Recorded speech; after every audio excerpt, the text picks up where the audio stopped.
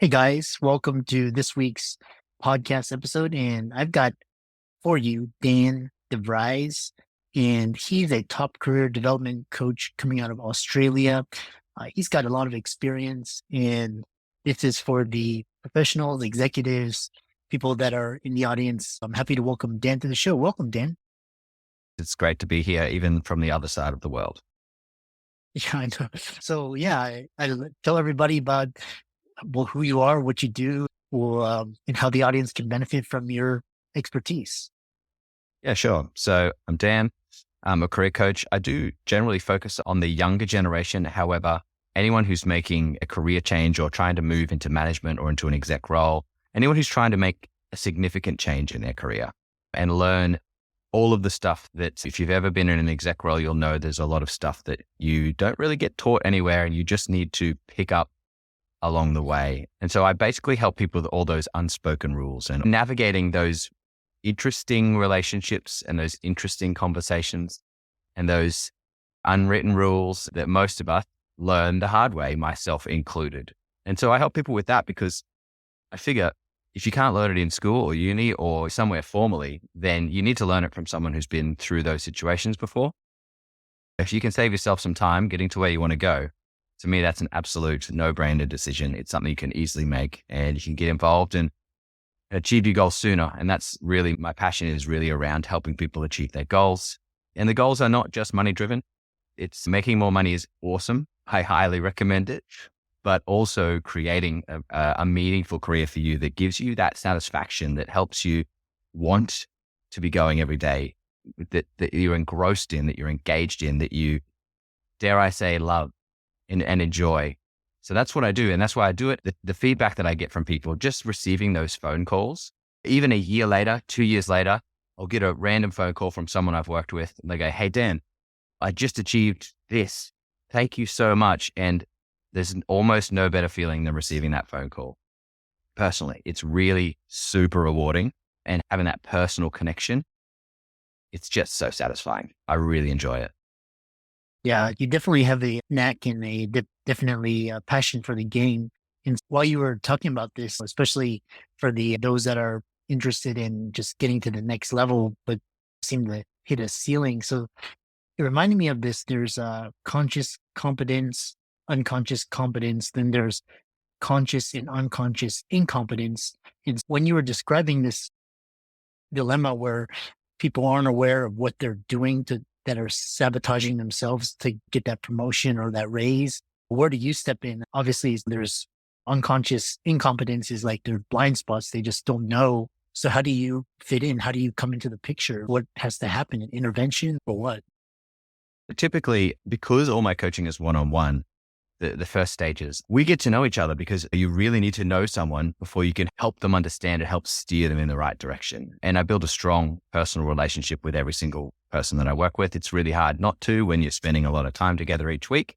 What I typically find is that some people start from that unconscious incompetence, but most people don't, because most people that I end up with are aware that they're missing something, but I don't know how to get here. I must be missing something. They haven't come to that realization yet.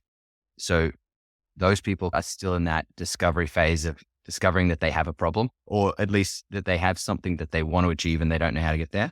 The people that I typically start working with are aware that they're missing something. And so we go through a process of really discovering that. There's a lot of reflection time. There's a lot of really thinking about what matters to you as a person, understanding your own personal values, because if you don't know what's important to you, and I guess, let me just add to that by saying that everyone thinks that they automatically just know what they care about.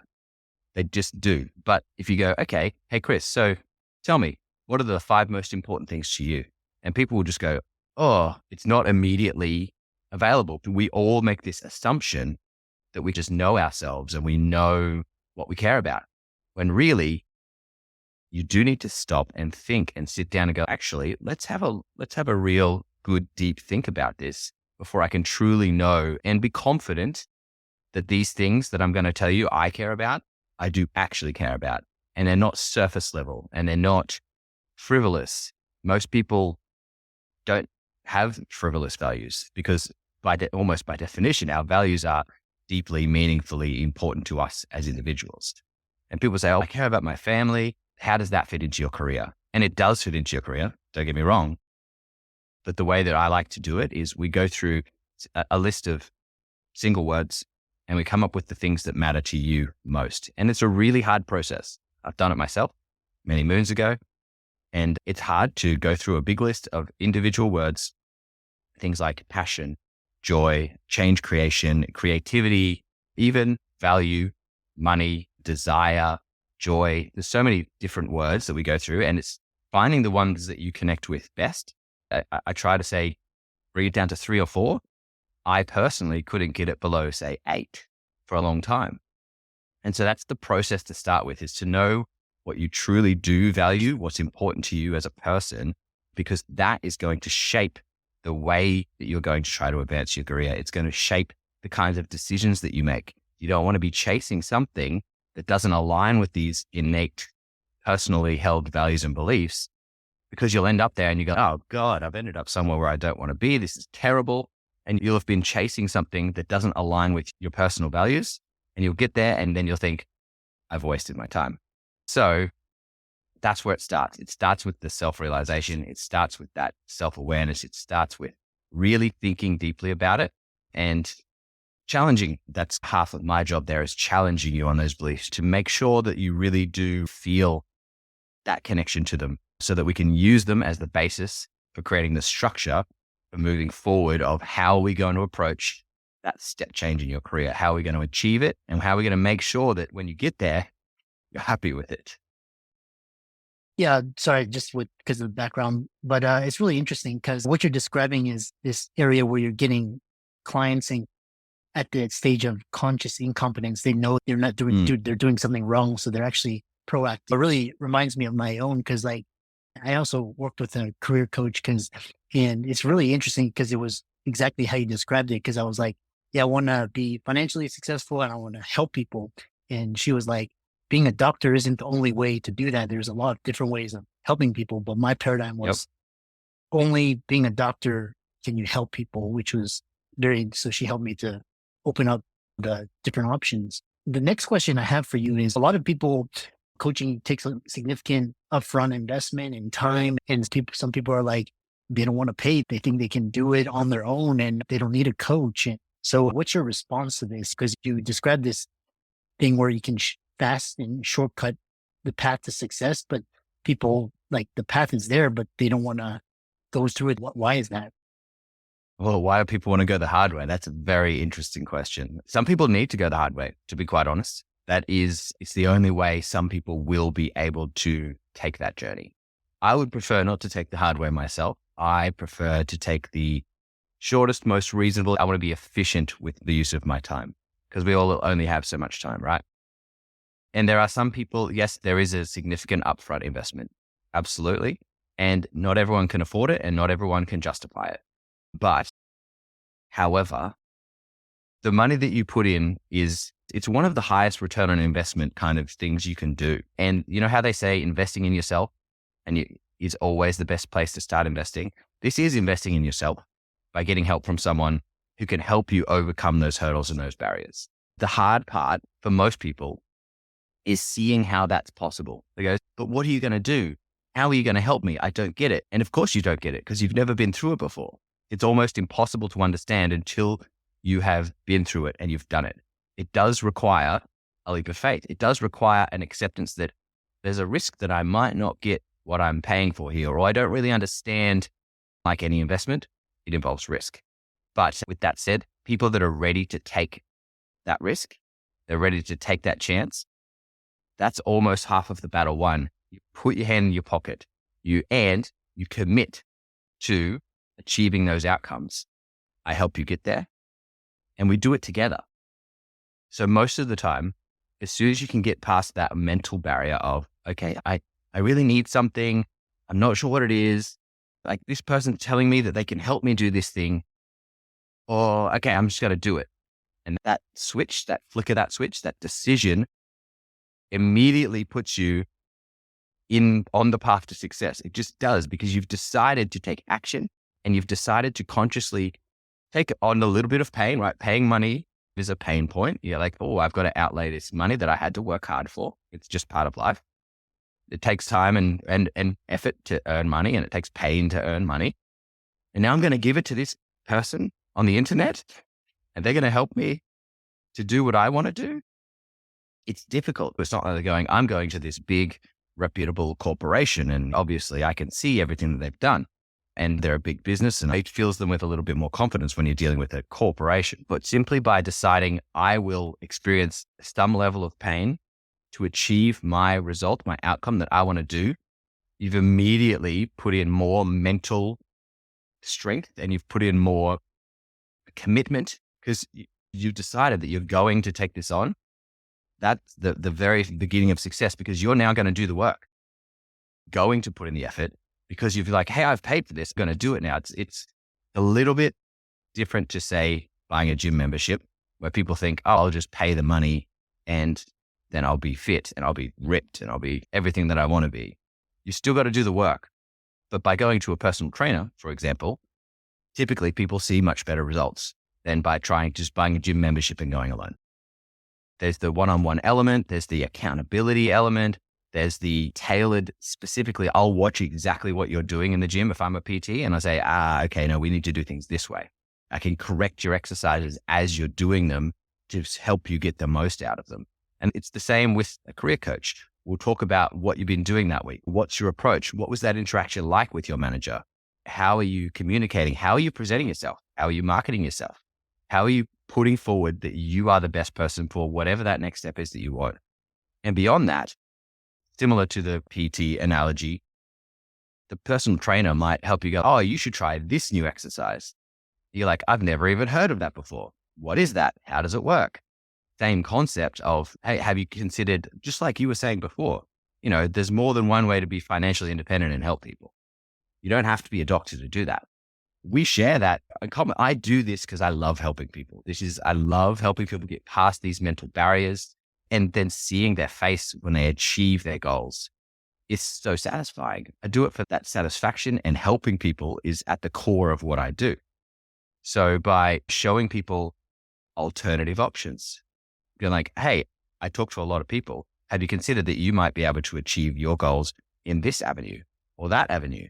And if you have multiple avenues to go down, you increase the likelihood of success, because you could probably find something that's even more suitable for you than what you'd automatically assumed. Like in your case, I need to be a doctor to help people. We work on so many assumptions as people. I did, especially earlier in my career. You're like, I'm this, and the next logical step for me is I'm going to go from associate to senior associate. I'm going to go from that to team leader, and I'm going to go from team leader to manager. People just go, that's the obvious path.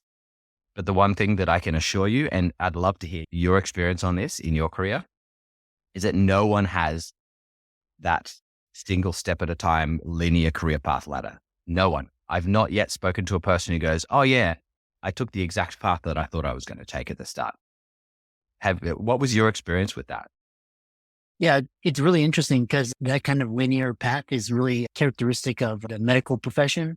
And earlier on, like 20 something years ago, I would work in the corporate world, climb the corporate ladder, become exec or C-suite or CEO, these types of things. But now there's no more this idea of job security and this kind of linear way. Out of all my colleagues, I'd probably say one of them has had that storybook career, just top notch and continuing, but very few, 99% have to go take X and then Y and then maybe come back to A, go to B. And their definition of success is not usually unexpected. Like they'll come to success, but it's not how they expected it. So that's the common theme. So true. And in the path of what I do, a bunch of TikTok live stuff. Like I do live coaching sessions on TikTok, which is really just ask me anything about your career.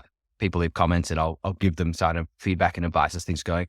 I'm talking to high school students sometimes, and they're saying, what am I going to do after high school? Some of them think they've got their career mapped out. I'm going, mate, you need to settle down, because I guarantee you things are not going to go to plan.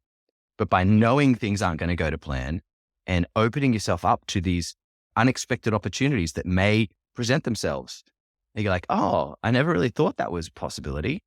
That looks like something really interesting. As long as you understand the details of that opportunity and then make the assessment of, does this get me closer to the things that I care about and those things that align with my values? Yes, great. That's a good decision. Let's pursue it. Yeah, you really need to assess it for its validity with your own personal circumstances and your values.